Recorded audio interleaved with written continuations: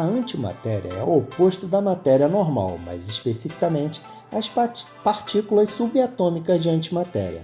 Têm propriedades opostas às da matéria normal.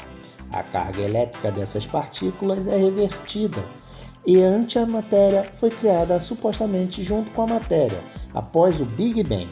Mas a antimatéria é rara no universo de hoje e os cientistas não sabem ao certo por quê.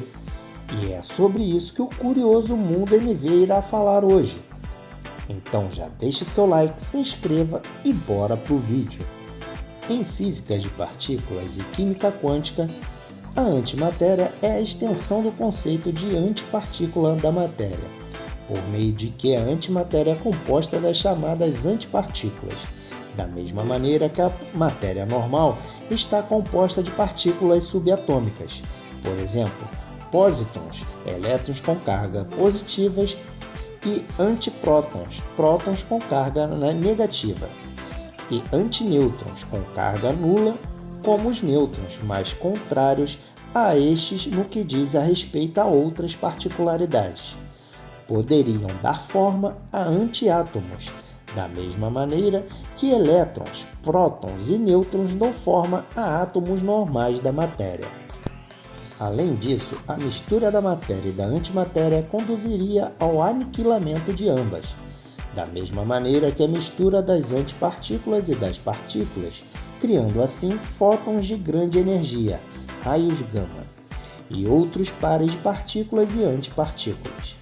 As partículas que resultam do aniquilamento matéria-antimatéria são dotadas de energia igual à diferença entre a massa de repouso dos produtos do aniquilamento e a massa de repouso do par original da matéria-antimatéria, que é sempre grande.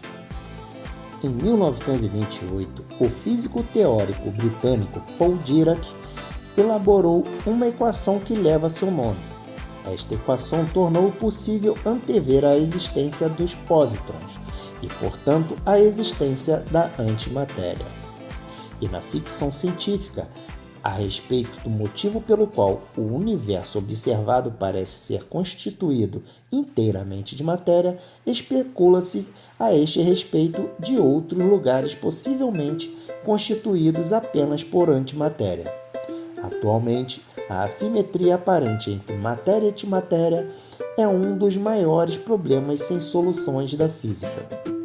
O possível processo pelo qual ocorreu é explorando mais detalhadamente na barogênese.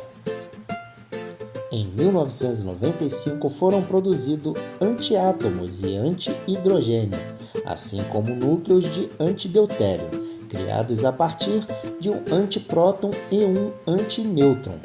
Já em 2011, uma colaboração que reuniu 584 cientistas e que contou com físico da USP e Unicamp, aqui do Brasil, produziu no Laboratório Nacional de Brookhaven, Estados Unidos, antinúcleos de hélio, formados por 2 antiprótons e 2 antinêutrons, a porção de antimatéria mais pesada já produzida. A antimatéria cria-se no universo como resultado da colisão entre partículas de alta energia, como ocorre no centro das galáxias. Entretanto, não se tem detectado nenhum tipo de antimatéria como resíduo do Big Bang, coisas que ocorrem com a matéria normal. A desigual distribuição entre matéria e antimatéria no universo tem sido durante muito tempo um mistério.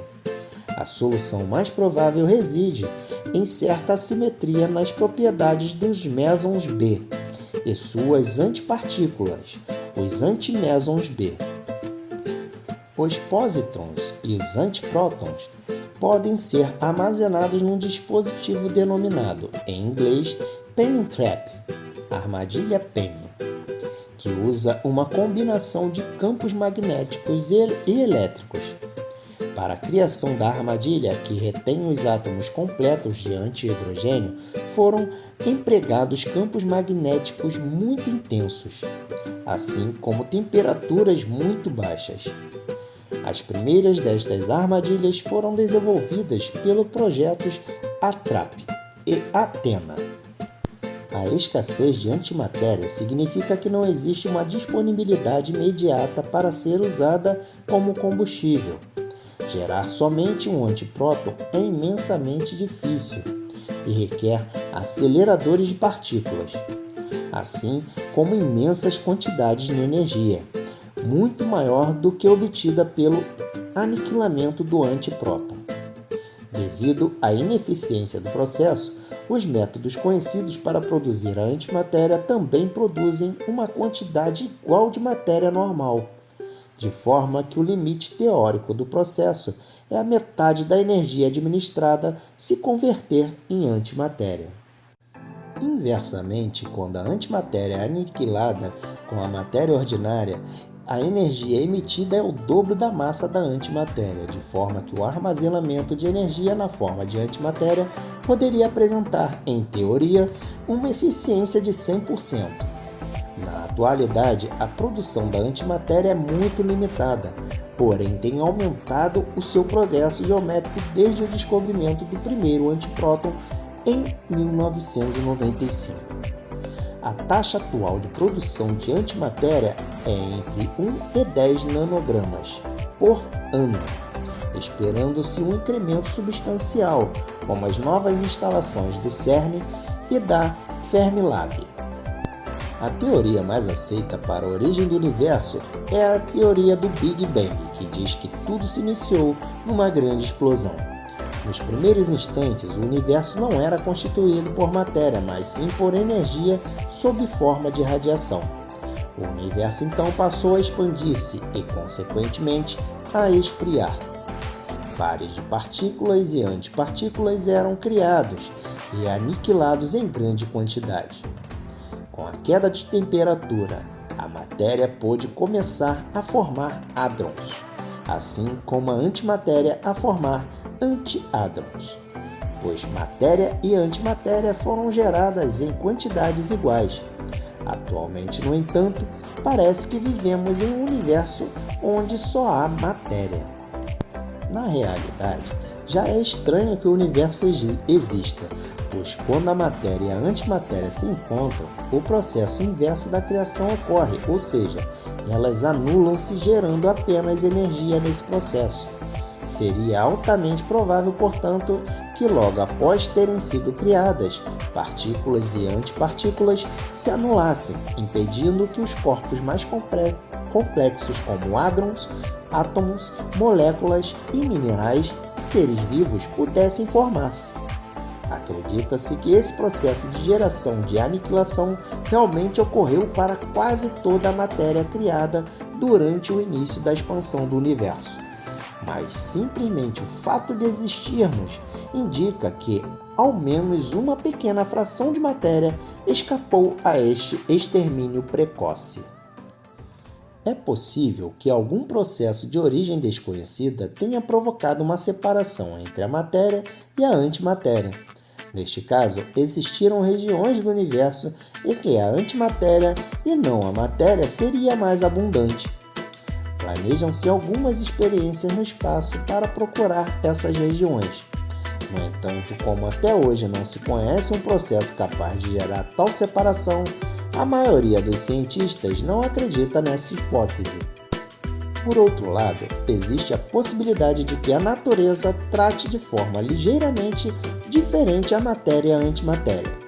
Se isto for verdade, seria possível que uma pequena fração da matéria inicialmente gerada tenha sobrevivido e formado o universo que conhecemos hoje. Há resultados experimentais e teóricos que apontam nesta direção. As reações matéria-antimatéria têm aplicações práticas na área de imagens médicas, como tomografia por emissão de pósitrons, chamada PET. Na desintegração beta-positiva, um nuclídeo perde o excesso de carga positiva ao emitir um pósitron. No mesmo caso, um próton se torna um nêutron e um neutrino também é emitido. Nuclídeos com excesso de carga positiva são facilmente feitos em um ciclotron e são amplamente gerados para o uso médico. antiprótons também foram mostrados dentro de experimentos de laboratório, como tendo um potencial para tratar certos tipos de câncer, em um método semelhante atualmente usado para a terapia de íons, prótons. A antimatéria isolada e armazenada poderia ser usada como combustível para viagens interplanetárias ou intraestelares, como parte de uma propulsão de pulso nuclear catalisada por antimatéria ou por outros foguetes de antimatéria, como o foguete de Redshift, uma vez que a densidade de energia da antimatéria é maior do que a dos combustíveis convencionais. Uma nave espacial alimentada com antimatéria teria uma relação impulso-peso maior do que uma espaçonave convencional. A antimatéria tem sido considerada um mecanismo desencadeador de armas nucleares. Um grande obstáculo é a dificuldade de produzir antimatéria em quantidades suficientemente grandes, e não há evidência de que seja possível. No entanto, a Força Aérea dos Estados Unidos financiou estudos sobre a física da antimatéria na Guerra Fria e começou a considerar seu possível uso em armas, não apenas como um gatilho, mas como próprio explosivo. Então por hoje é só, pessoal. Eu espero que vocês tenham gostado do vídeo de hoje. Então não se esqueça de se inscrever no canal Curioso Mundo MV, porque isso nos ajuda muito a crescer cada vez mais no YouTube. Deixe seu like, ative o sininho e compartilhe em suas redes sociais. E vejo vocês no próximo vídeo. Valeu!